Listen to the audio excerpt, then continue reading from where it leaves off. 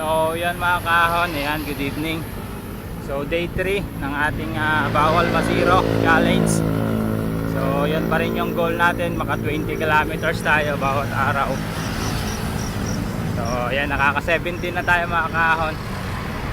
So konti na lang, 20 kilometers na. So samahan nyo ako sa day 3 mga kahon. Tara, let's go. So bali mga kahon, ayan, nandito nga ulit tayo sa C6. Ayan, at tayo ay pauwi na. So gamit nating bike ngayon. Ayan, naka fat bike tayo mga kahon.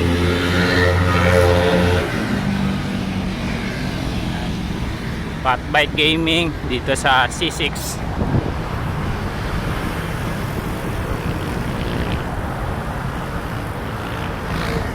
So sana mabuo natin yung 1 year na bawal masiro challenge, minimum of 20 kilometers per day. So bali andito na tayo mga kahon sa may bagong sa may Rohali. Ayan, ayan yung Dali papuntang yan, papuntang Vista Mall. Yan, doon sa kabila na yan. So bale tayo mga kahon, dito tayo, diretso tayo dahil patay tayo ang ating ruta. Ayan, maluwag yung kalsada ngayon mga kahon, kaya lang medyo mausok pa rin dahil ngayon ay January 3. So hindi pa siguro naalis yung mga usok ng mga paputok.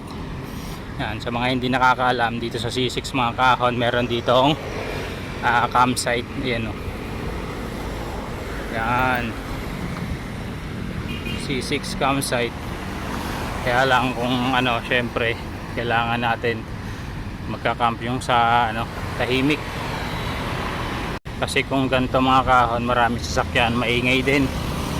So mas the best yung tahimik na campsite. Yan, shout out kay Kuyang Bike to Work. Lagi natin ito nakakasabay si Kuya eh.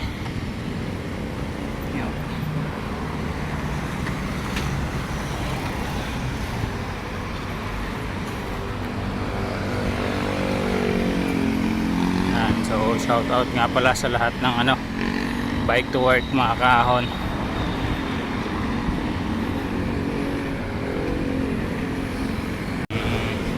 Kitang kita dito yung Antenna Hill, sarap mag night ride.